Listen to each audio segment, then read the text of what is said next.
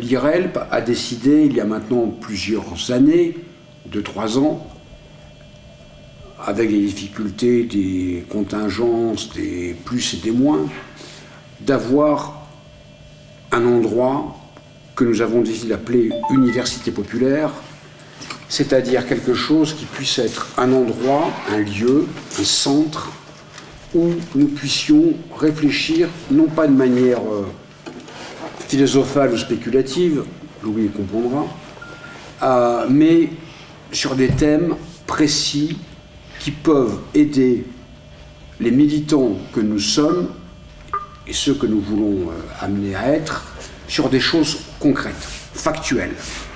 Nous ne cessons d'expliquer à l'IRELP que nous voulons, sur l'université populaire, avoir des éléments de compréhension factuelle. Par exemple, dans ce centre, dans cette université populaire, nous avons cette université populaire et ses cycles sur l'économie, sur la sociologie, sur la philosophie, sur les idées, etc., etc., sur la laïcité, que nous allons travailler, examiner aujourd'hui. Mon intervention de ce jour ne consistera pas à tenter de résumer les débats qui eurent lieu lors du congrès de Rome. Ce congrès dura 4 jours. Il devait en durer 3, mais il y a eu des prolongations, et je vous dirai tout à l'heure pourquoi. Et cela d'ailleurs n'apprendrait pas grand-chose à celles et ceux qui ont déjà pris le temps de lire ces actes. Et j'ai opté du coup pour une approche plus personnelle. Je vous proposerai un parcours en 3 temps. Pour commencer, je reviendrai sur la manière dont fut pensé ce congrès, car le mot congrès recouvre parfois des réalités différentes, et peut-être celui-ci serait-il de nature à interroger nos pratiques aujourd'hui.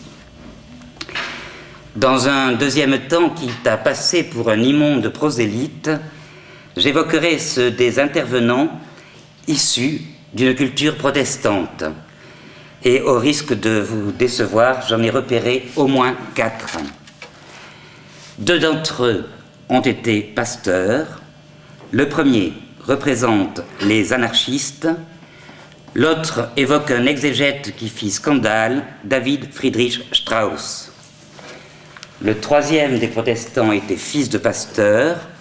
Foncièrement hostile au christianisme catholique, il donne, lors du congrès, un exposé de sciences des religions. Et le quatrième, enfin, eut un parcours hors du commun. Je m'attarderai un peu sur ce personnage qui fut le fondateur du premier orphelinat mixte et laïque de l'histoire de France, le maître d'œuvre de l'école laïque, l'artisan de la loi de 1905, etc., etc., mais qui fut également le fondateur de l'Association nationale des libres penseurs de France. Cet homme, vous l'aurez reconnu, c'est Ferdinand Buisson, et son parcours, me semble-t-il, nous en dit long quant au lien qui peut exister entre protestantisme libéral et libre pensée. Et puis, dans un troisième temps, je reviendrai sur une passe d'armes qui peut sembler inactuelle. De par mon expérience, je la crois d'actualité. Lors du congrès de Rome, une division a failli se produire. Elle portait sur la nature et la définition même de la libre pensée. On pourrait s'attacher à cette division qui fut, sans conteste, réelle. L'important me paraît être davantage la manière dont on sut la surmonter. Et j'y vois une belle leçon par l'exemple, tant pour le mouvement ouvrier, si souvent divisé, que pour les forces républicaines qui le sont fréquemment également. J'en viens donc au congrès et j'évoquerai le contexte, la nature de ce congrès, puis les objectifs qu'il s'était fixés. Je commence par le contexte. Nous sommes alors en 1904. Un élément récent explique le succès de ce congrès, ainsi que son caractère festif. C'est la disparition officielle en 1900 de ce qui fut connu sous la si douce appellation d'États pontificaux. J'en rappelle l'histoire. Au cours du 8e siècle, les services pontificaux ont inventé un faux selon lequel l'empereur Constantin aurait donné au pape certains États de l'Italie. Un soudain héritage, issu de la comtesse de Toscane en 1115, permit de compléter la dot. Le patrimoine de Saint-Pierre, comme on l'appelait chez les saints hommes, ne fera que s'accroître, les papes n'ayant de cesse de tenter d'annexer d'autres villes de l'Italie. Au XIXe siècle, le pape est donc un souverain temporel doté d'armées et de milices régnant sur une large part de l'Italie. Les gamines du Sud sont envoyées par de pieuses missions casser les grèves dans les autres pays d'Europe et enrichir les sœurs et les patrons. En échange de ces services, le pape peut compter sur le soutien sans faille d'un certain nombre de pays, mais surtout de l'Empire français, toujours d'accord pour envoyer des troupes en renfort dès que les forces républicaines menacent son pouvoir. Et ce n'est qu'en 1870, ne pouvant plus compter sur le soutien de Badinguet, que le pape perdit son pouvoir temporel et la ville de Rome. Mais la réelle dissolution de ces États pontificaux ne date que de 1900. En 1904, les républicains fêtent donc la victoire et les figures de leurs héros, Mazzini, l'inspirateur et l'organisateur des forces républicaines, ainsi que Garibaldi, le héros de la guérilla, par ailleurs figure historique de la franc-maçonnerie.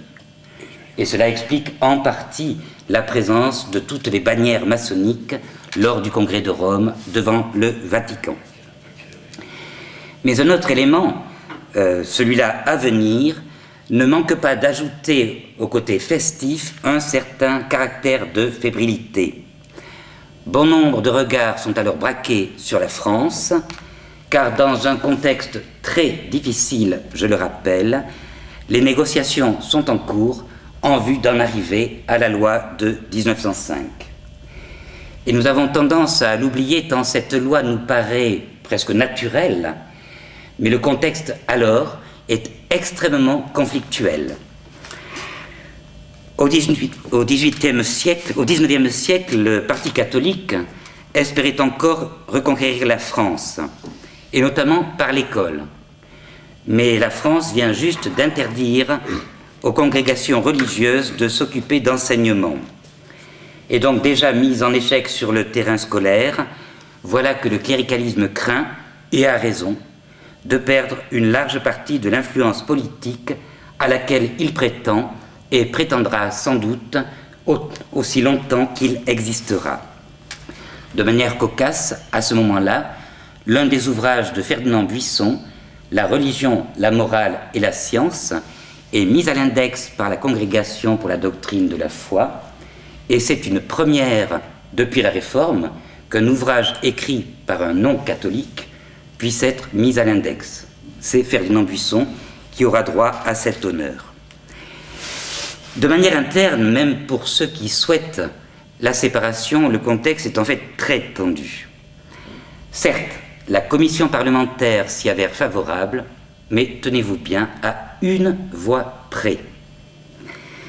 Lorsque cette commission a été créée, plusieurs partis d'extrême gauche ont refusé d'y siéger, espérant la chute du gouvernement.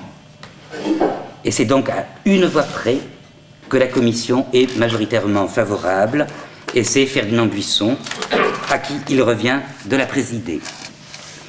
Et vous vous en doutez, dans ce contexte, la négociation nécessite des heures et des heures de débat et un sens rare de la diplomatie, car il s'en fallait d'un cheveu pour que la loi de 1905 soit rejetée en France. Donc en 1904, personne ne pouvait dire si cette loi allait passer, ou bien si, hypothèse calamiteuse, elle allait être rejetée, ce qui aurait représenté un renforcement considérable du pouvoir du Parti catholique. J'ouvre une parenthèse. J'entends souvent citer cette loi de 1905 comme étant la loi de laïcité. C'est une approximation un peu dommage, car le terme de laïcité sera forgé et réinvesti ultérieurement par Ferdinand Buisson, quelques années après. Il apparaît dans le nouveau dictionnaire de pédagogie et d'instruction primaire, laïcité étant clairement associée à une forme ouverte et foncièrement humaniste de pédagogie. La loi de 1905, c'est la loi de séparation des églises et de l'État, et Ferdinand Buisson dira que ce n'est qu'une étape vers la laïcité. Fin de ma parenthèse. J'en viens à la manière dont ce congrès a été pensé et aux différences qui peuvent exister entre ce congrès et les nôtres. Pour commencer, et cela va de soi, nous n'y rencontrons pas les mêmes aspects juridiques. Le congrès n'a aucun caractère d'assemblée générale. Il manque donc ce qui, en général, nous passionne tous et que nous attendons avec impatience, à savoir le rapport du trésorier. Les aspects militants et festifs sont pourtant là. Des vœux sont présentés, qui concernent d'ailleurs à peu près tous les pays. Des motions sont votées. Des commissions présentent aux participants les résultats de leurs travaux. Mais à cela s'ajoute un autre aspect, très important me semble-t-il. Le congrès est aussi un tour d'horizon des recherches contemporaines dans le domaine des sciences humaines et dans le domaine des sciences politiques, sciences religieuses et de la philosophie. Ce qui veut dire que de très nombreux universitaires, des savants, des penseurs sont invités à y présenter l'état actuel de leurs travaux et de leurs recherches, ce qui donne au congrès un aspect d'université populaire, mais sans entrer pour autant, et cela est un peu étonnant, dans une facilité de langage. Et on dirait même que les organisateurs ont totalement oublié de suggérer aux intervenants d'être compréhensibles. Je m'en tiendrai à un exemple. Ernest Haeckel, représentant de l'Allemagne, propose alors la création d'une ligue moniste unitaire dont il présente les 30 thèses, dont 20 sont théoriques et 10 pratiques. Je n'ai pas l'âme d'un tortionnaire, je ne vous lirai pas ces thèses, je m'en tiendrai à vous dire que la 12e s'appelle Archigonie. La thèse elle-même est aussi compréhensible que le titre. Et puis, cela va sans doute vous plaire, la thèse numéro 14 porte pour titre « Histoire de la race », entre parenthèses « phylogénie ». Haeckel affirme de cette science, elle cherche à déterminer hypothétiquement la généalogie des plus grands et des plus petits groupes de formes organiques et fonde là-dessus le système naturel des races, des classes et des genres. Ici, je vous dois un aveu, je n'ai pas classé Haeckel parmi les protestants, même si, en bon allemand, il était alors luthérien. Et j'en viens au... Pardon ? Les luthériens sont-ils tous protestants ? Ils peuvent l'être de manière très sociologique, en fait, par rapport aux autres que je vais évoquer maintenant. Les 4 intervenants qui furent, du moins durant un temps, protestants libéraux, en tout cas pour 3 d'entre eux, peut-être pour un autre. Alors, est-ce par un vieux fond de cléricalisme ou est-ce pour suivre l'ordre des interventions ? Mais je commencerai par les 2 qui ont été pasteurs. Le premier n'est autre que Ferdinand Domela Nieuwenhuis, délégué de la Hollande, qui représente dans le Congrès les idées anarchistes. Je vous rappelle qu'en cette époque, le simple fait d'être en contact avec un anarchiste constituait en France un délit, celui d'association de malfaiteurs, et était encore passible du bagne. Et là, à ce congrès, un anarchiste déclaré vient et le congrès va d'ailleurs voter l'abrogation de ces lois scélérates, l'interdiction de la propagande anarchiste. Au passage, en préparant cette intervention, Et en faisant quelques recherches, j'ai découvert avec effroi que l'interdiction de la propagande anarchiste en France la suppression de l'interdiction date de 1992. Ah, c'est pas possible. Et si, 92. Moi qui, à 16 ans, était déjà un propagandiste libertaire, eh bien, j'ai eu de la chance. Mais effectivement, jusqu'en 1992, c'était interdit de se dire libertaire en France. Pas mal, hein? Alors, dans une intervention pleine d'humour, Nguyen Huys, qui est donc le leader de l'anarchisme en Hollande en tout cas, mais qui est vraiment une figure respectée par les anarchistes du monde entier, évoque les deux naïvetés qui ont été celles de son parcours. La première fut de croire qu'il était possible de réformer l'Église. Et je rappelle que Nguyen Huys a été 8 ans pasteur protestant libéral. Car, disait-il, il voulait alors la pousser dans le sens du progrès. Et puis sa deuxième naïveté, et là je rappelle qu'il fut député, l'un des premiers à être député de gauche en Hollande, fut qu'il était possible de réformer l'État dans un sens large et bienveillant, dit-il. Puis il en vient à la libre pensée et ajoute « La libre pensée, quel étrange pléonasme! La pensée ne doit-elle pas toujours être complètement libre ?» Et il conclura son intervention ainsi « L'évangile de la libre pensée seul ne peut faire des heureux. Nous devons travailler, et nous travaillerons tous sans relâche, tant que nous n'aurons pas émancipé complètement l'humanité des dogmes de l'Église et de l'État, que nous ne l'aurons pas délivrée de toutes les oppressions. » Voilà pour Nguyen Huys. Et juste après Nguyen Huys, il se trouve que le délégué des libres penseurs d'Angleterre lit le discours d'un autre délégué, celui l'a empêché, le délégué des libres penseurs des États-Unis, qui a un ton très différent. Ce délégué, qui s'appelle Mancur B. Conway, fut pasteur unitarien, ce qu'il ne dit pas, contrairement à Nguyen Huys qui ne s'en cache pas. Et Conway a un discours assez pessimiste, car il constate la régression aux États-Unis d'Amérique de toute pensée libre. Et il commence par rappeler les grands fondateurs des États-Unis, très souvent des unitariens partisans de la séparation des églises et de l'État, et décrit la forte avancée aux États-Unis de l'Église dite de la science chrétienne, ce que nous appelons aujourd'hui la scientologie.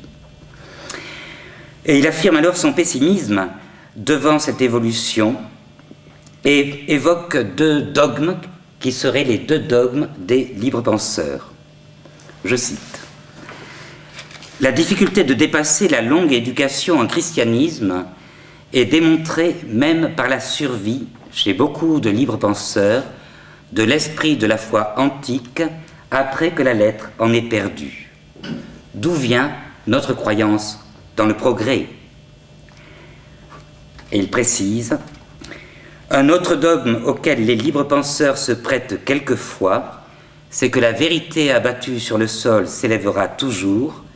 La vérité a été maintes fois foulée aux pieds sans se relever par la suite. »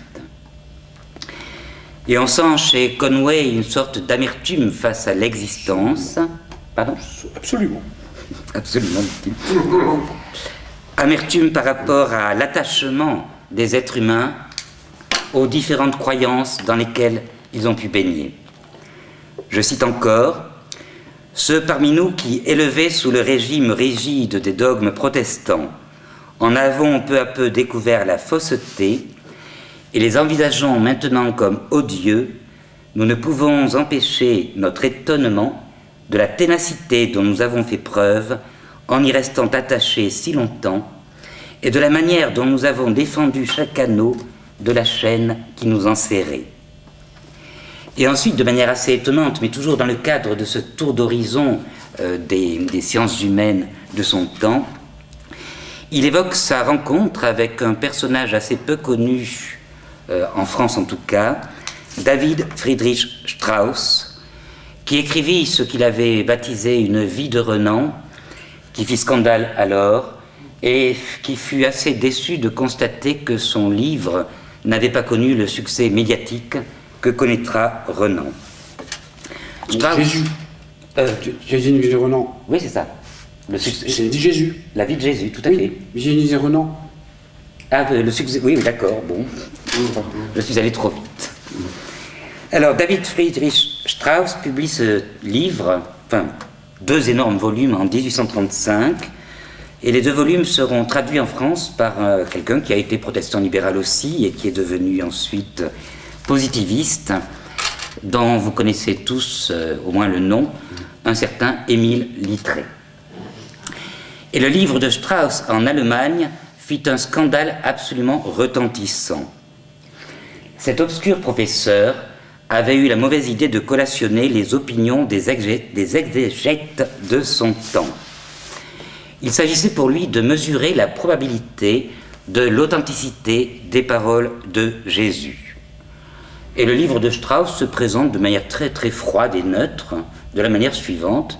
Prenons telle parole, tel savant dit qu'elle est authentique pour telle et telle raison, mais tel autre savant dit qu'elle ne l'est pas pour telle et telle autre raison, tel autre dit que peut-être, et il conclut presque immanquablement par « au fond, on n'en sait rien », ou bien « cette parole n'est certainement pas authentique », ou « il se pourrait qu'elle le soit, mais nous n'en avons aucune preuve ».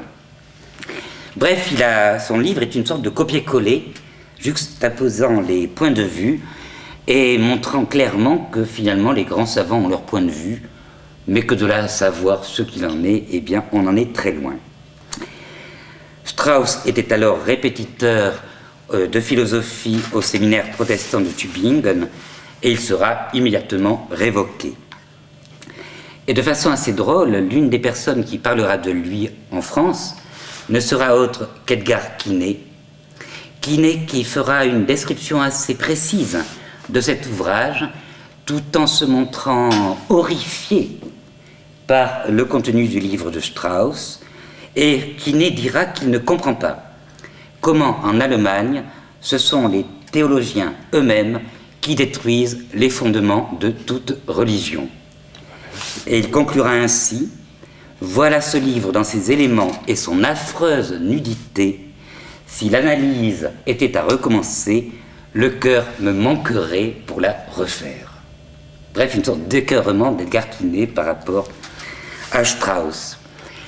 Mais Strauss avait un projet à double détente, car Strauss était convaincu que l'émancipation politique et sociale viendrait de l'émancipation religieuse. Et la volonté de Strauss de détruire le dogme religieux, c'était pour lui l'idée que, par la suite, cela ouvrirait la voie à une émancipation beaucoup plus globale. Et Conway en reprend la thèse, puisqu'il affirme dans la même veine: tant que l'esprit immonde de la superstition règne sur l'esprit de l'homme, peu importe que celui-ci soit assujetti au pape ou au président. Je répète peut-être: tant que l'esprit immonde de la superstition règne sur l'esprit de l'homme, peu importe que celui-ci soit assujetti au pape ou au président. Et nous trouvons chez Conway, au fond, une pensée également devenue libertaire, mais sans cette espèce d'enthousiasme qui caractérise Nieuwenhuis. J'en viens au troisième des intervenants protestants, ou issu en tout cas du protestantisme. Il s'agit de Maurice Verne. Maurice Verne vient d'une famille célèbre, surtout par ses pasteurs et ses banquiers.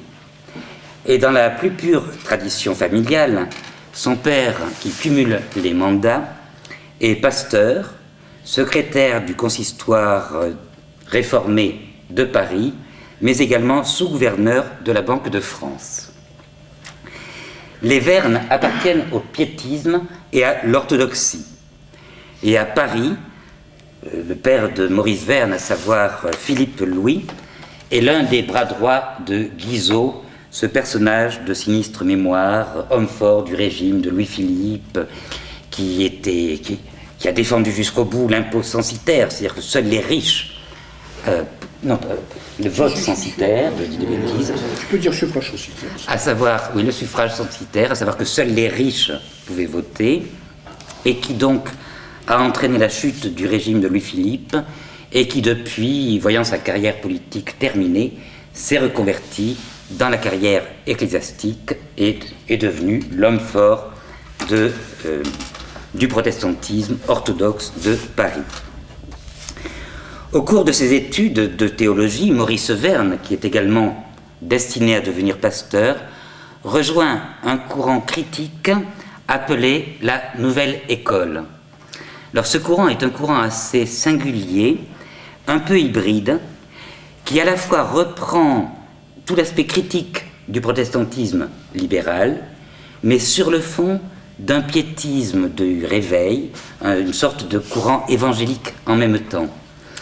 L'idée de ce courant, en gros, c'est qu'il faut se débarrasser de l'autorité de l'Église, de l'autorité de la Bible, donc ils acceptent tout l'aspect critique des dogmes, critiques bibliques, mais pour retrouver Jésus-Christ et être un véritable disciple de Jésus-Christ, d'où ce côté réveil qui va les conduire rapidement à une impasse, quand au fond il sera démontré que, eh bien, on ne remonte pas au Jésus de l'histoire et que ceux qui veulent se mettre sous l'autorité de Jésus-Christ inventent le Jésus duquel ils attendent l'autorité. Quoi qu'il en soit, papa constate alors avec effroi l'évolution de son fiston et lui demande donc, à l'époque on obéissait, de ne pas devenir pasteur. Maurice Verne, donc le fiston, va également s'illustrer à cette époque-là par l'organisation d'une cérémonie républicaine devant un buste de l'empereur assorti de graffitis anti-impériaux.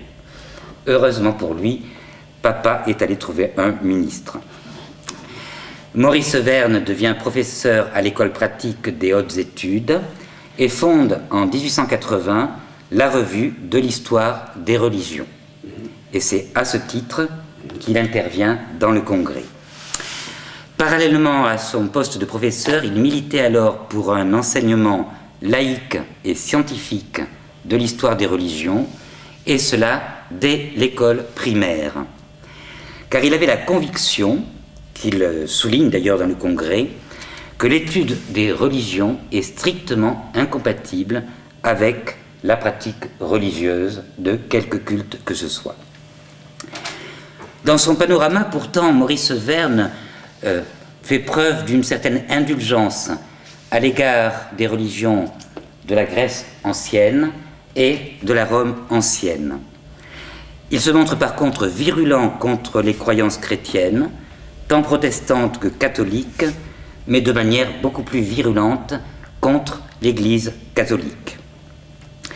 De manière assez drôle, au cours de son intervention, il évoque une page de l'histoire du protestantisme, à savoir le synode de 1872, qui fut un synode au cours duquel le versant orthodoxe du protestantisme français tenta d'exclure de l'Église les libéraux. Et la description qu'il en donne est d'autant plus succulente quand on sait que le vice-modérateur orthodoxe donc, de ce synode n'était autre que son propre père qui vivait toujours à ce moment-là. Je vous lis le passage. En 1872, si l'État n'avait refusé de sanctionner les décisions d'un synode général des églises réformées de France, la majorité, dite orthodoxe, expulsait le tiers de ses coreligionnaires, constituant la fraction dite libérale, celle qui manifestait quelque désir de tenir compte de l'état général des sciences. Au souvenir vivant encore des odieuses persécutions subies sous Louis XIV et Louis XV, l'Église réformée brûlait de substituer le spectacle des procès en hérésie. Je ne sais pas si son père donc a été au courant de cela, mais l'ambiance à la maison a dû être assez cocasse. C'est pour ça qu'il faut quitter la maison. Bref, ce que Verne retient des religions, c'est l'intransigeance doctrinale, l'autoritarisme pratique, la dimension superstitieuse. Pour lui, toute religion vise à s'attirer quelque faveur des dieux ou du dieu, et surtout le surnaturel qu'il considère comme une parfaite supercherie.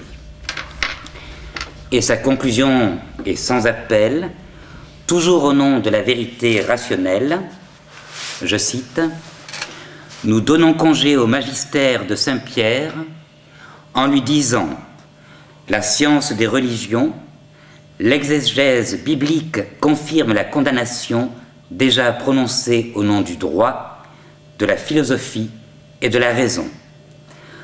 En présence des résultats obtenus par l'examen des phénomènes d'ordre religieux, vous êtes l'ignorance systématique.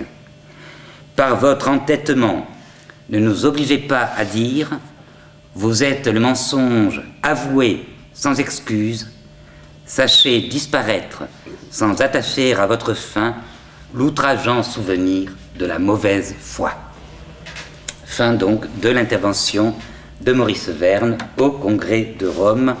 Il n'y allait pas avec le dos de la cuillère, c'est le moins qu'on puisse dire. Mais vous remarquerez le ton très différent entre les deux précédents issus du protestantisme libéral et celui-ci issu de l'orthodoxie. Et je vais à présent en venir au quatrième acteur de ce Congrès de Rome venu d'un horizon protestant. Je vous avais indiqué au départ que mon intervention comprendrait trois parties, la dernière étant celle d'une passe d'armes.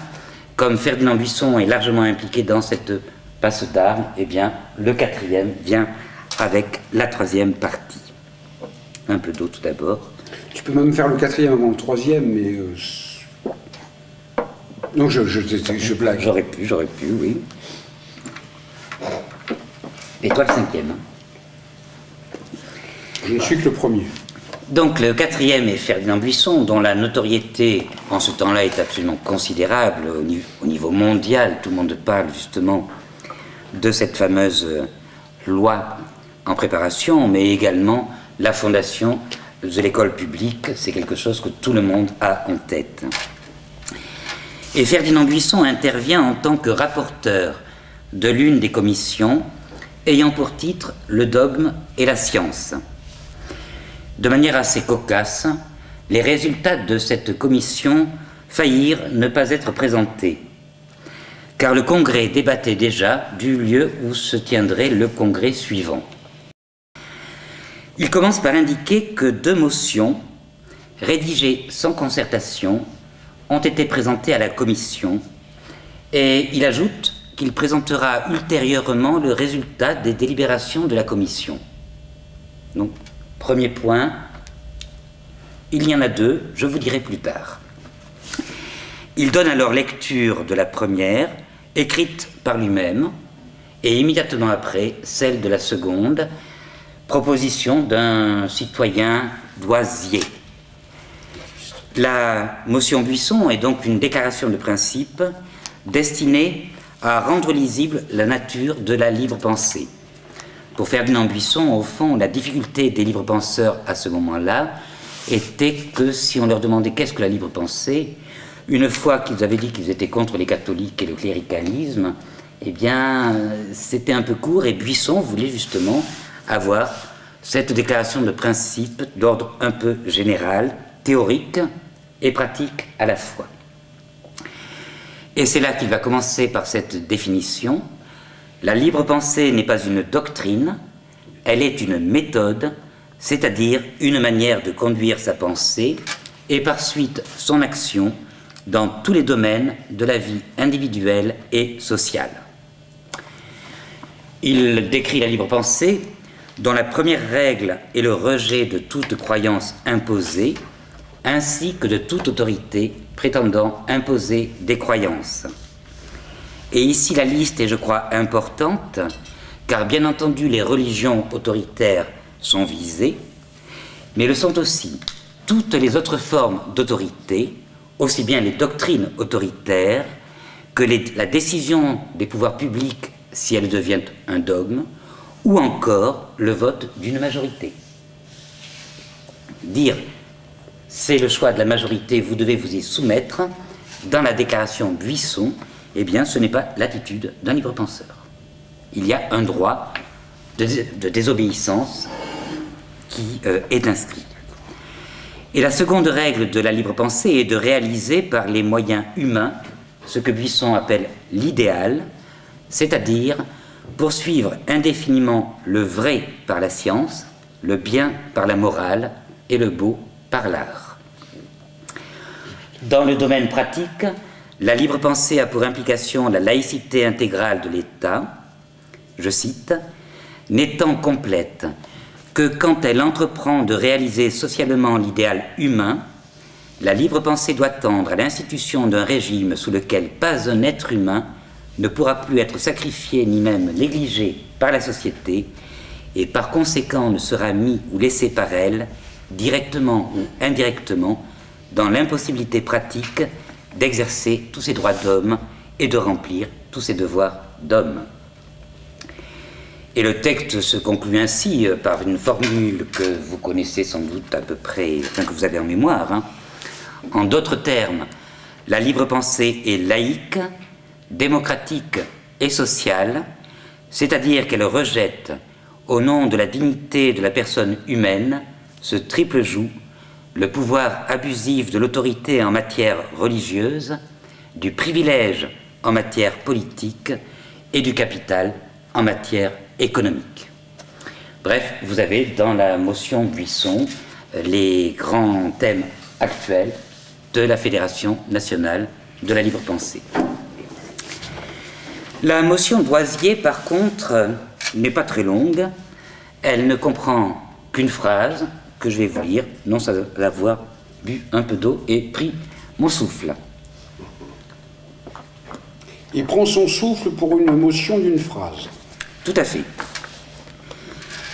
Le Congrès international de la libre pensée affirme que la libre pensée a pour but d'émanciper l'esprit humain de toutes les croyances et des préjugés religieux qui sont absolument contraires aux résultats de la science, affirme également que la libre pensée ne doit pas seulement combattre les préjugés et les dogmes religieux, mais encore et surtout les préjugés politiques et sociaux qui sont au moins aussi dangereux pour l'émancipation intégrale de l'humanité, déclare que l'émancipation intellectuelle et morale n'est possible que par l'affranchissement matériel et économique de la classe ouvrière de l'oppression capitaliste qui pèse sur elle, affranchissement qui libérera l'humanité tout entière en assurant à tous le droit à la vie.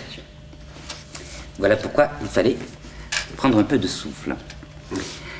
Là-dessus, Ferdinand Buisson souligne que la motion Doisier ne pose absolument aucun problème et qu'elle est adoptée. Et il va ensuite se livrer à un jeu extraordinaire, commençant par évoquer, sous les acclamations incessantes du Congrès, bon nombre d'éléments de la discussion qui a eu lieu, et en reprenant de façon systématique certaines des formulations de sa propre motion.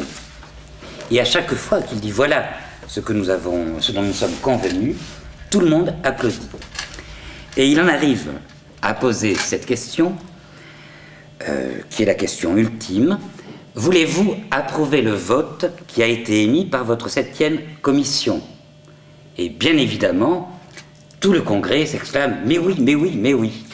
Et là, Ferdinand Buisson va dire « attendez, je vais quand même vous dire quelle a été la décision de cette commission et quels ont été les votes. » Et il indique les votes.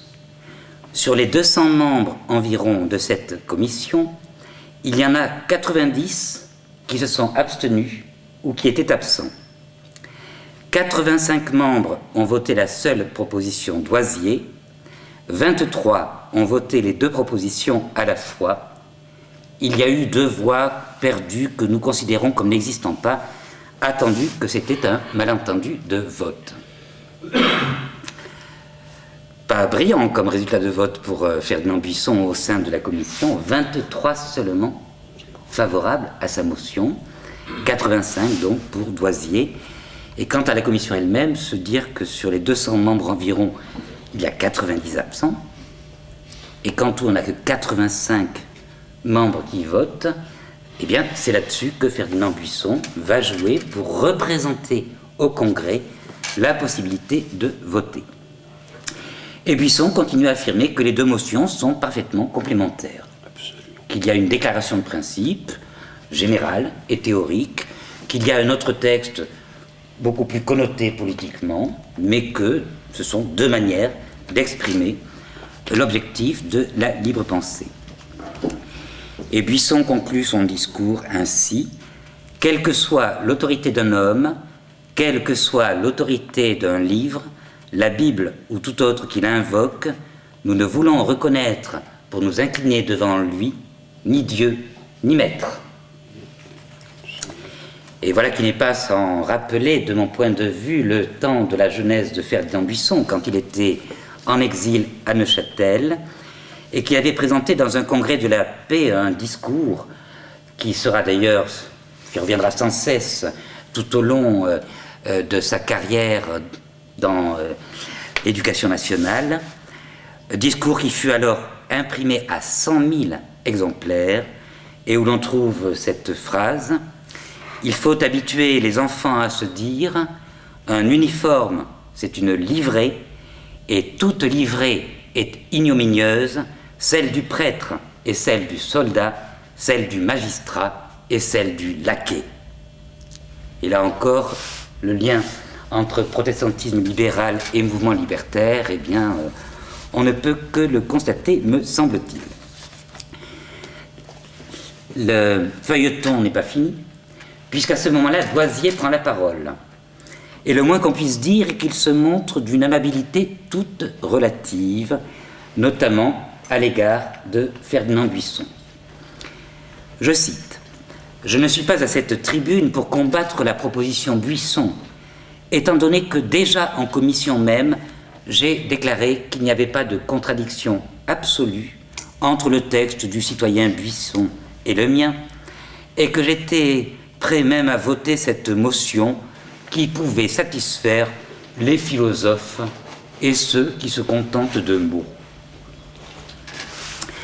Et il en arrive à dire: « Avec mon tempérament d'ouvrier, je crois que nous devons nous arrêter à des résolutions simples, mais claires et nettes, et que la masse ouvrière puisse comprendre. » Ce qui suscitera de la part d'un intervenant la formule « pas d'aristocratie d'en bas ».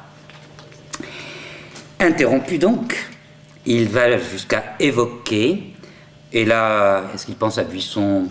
Ça me paraît probable. Il évoque donc les bourgeois qui veulent conduire la classe ouvrière et s'en servent aujourd'hui pour exploiter leur bulletin de vote. Et il redit que sa motion n'en exclut pas une autre.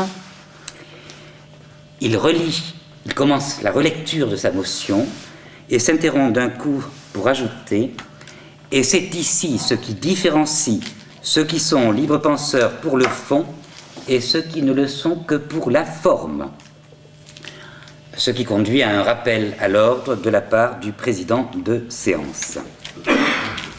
À ce moment-là, bizarrement, le débat va partir dans tous les sens. Il y aura une intervention de la part d'un représentant socialiste pour dire que lui-même est favorable au vote des deux motions, et après des vœux n'ayant plus rien à voir. Pardon ? Mais pas un guédiste. Non, pas un guédiste, socialiste libertaire, évidemment.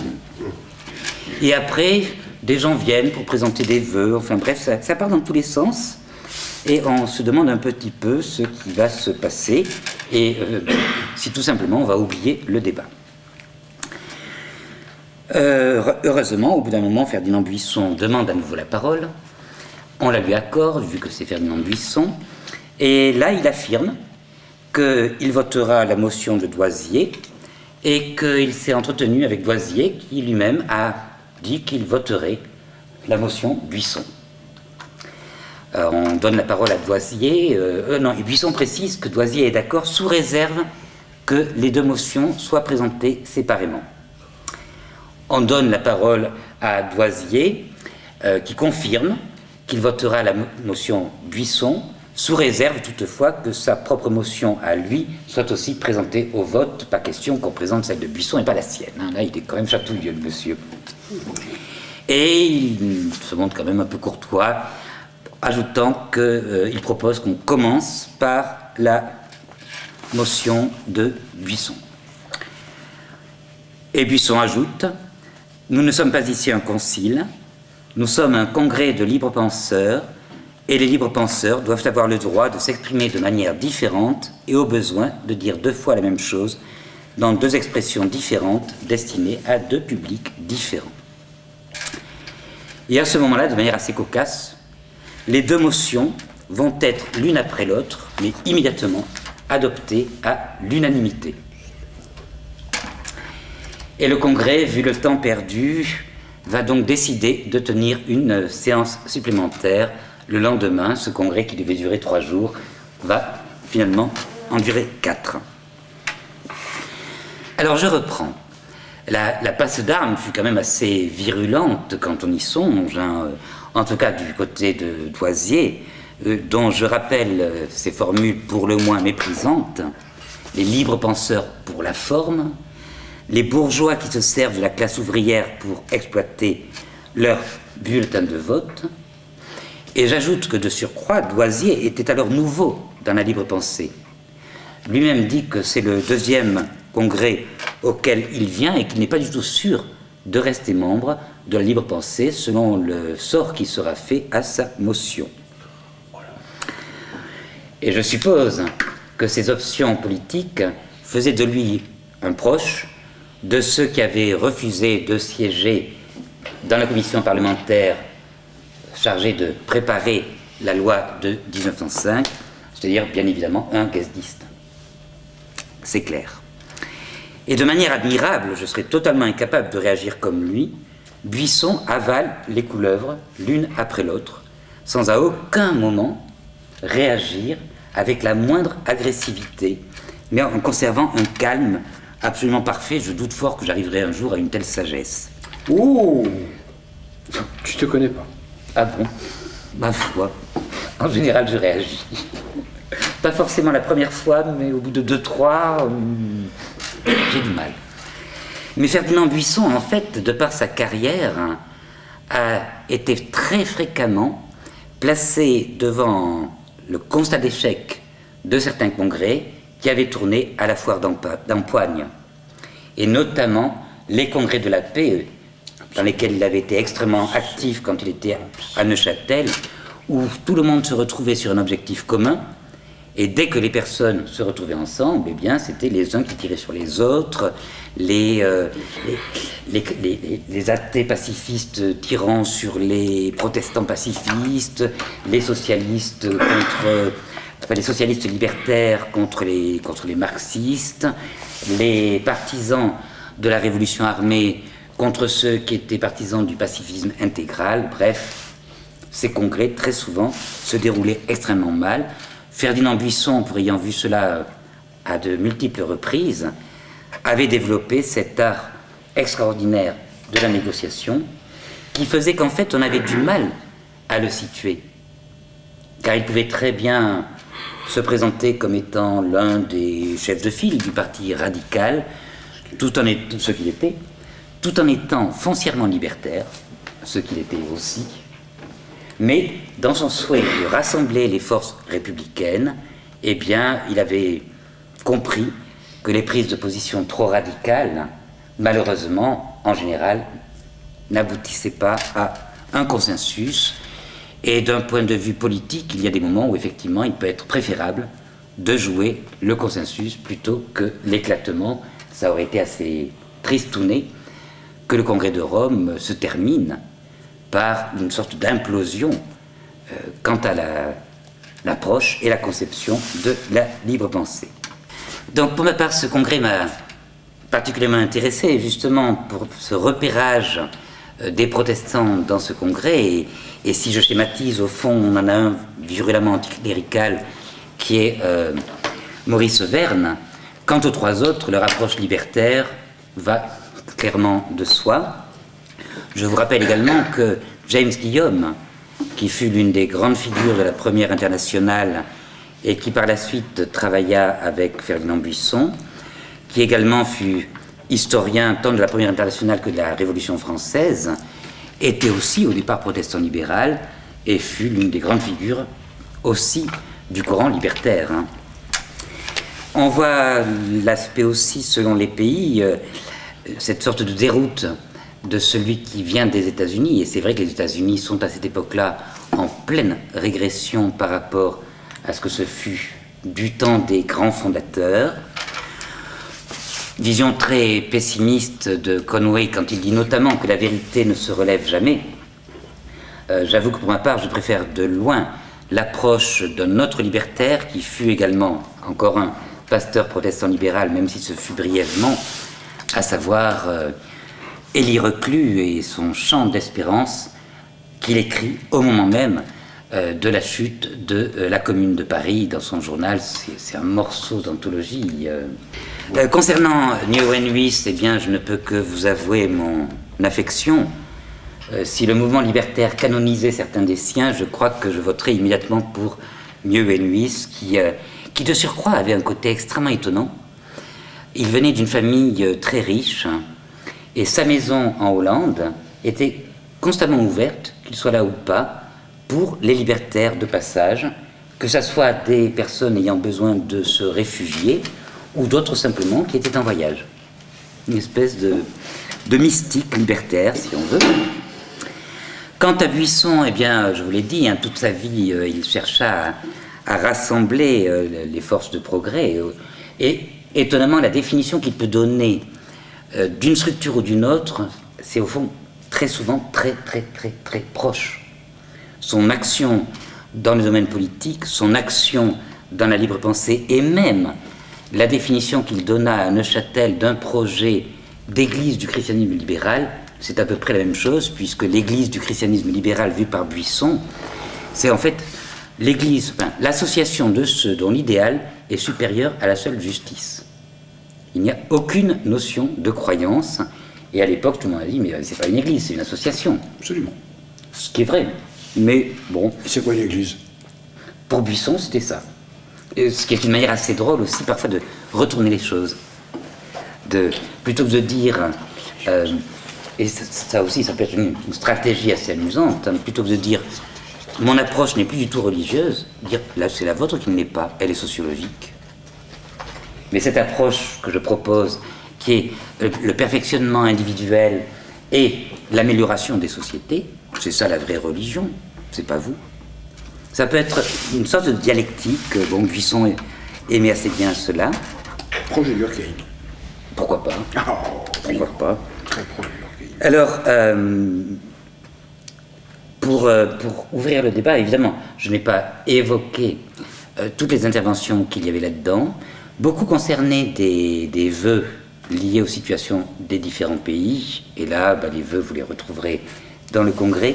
Mais en tout cas, ce que je voudrais souligner, c'est ce côté que je trouve très attachant de l'aspect université populaire, avec une diversité de points de vue des intervenants, parce que Haeckel ou Conway, ça n'a absolument rien à voir.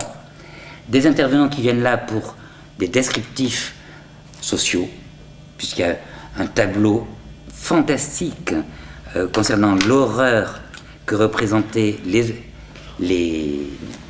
orphelinats ou les lieux d'accueil faits par les bonnes sœurs, notamment en Suisse, des jeunes filles venues des milieux pauvres d'Italie, à qui on faisait miroiter qu'au moins, elles ne seront plus à charge de la famille, et que de surcroît, elles pourraient ramener quelques sous à la maison, et qui, une fois sur place, étaient quasiment prises en otage, mises à l'amende sans cesse. Elles étaient payées, mais elles devaient tout acheter dans l'épicerie du couvent.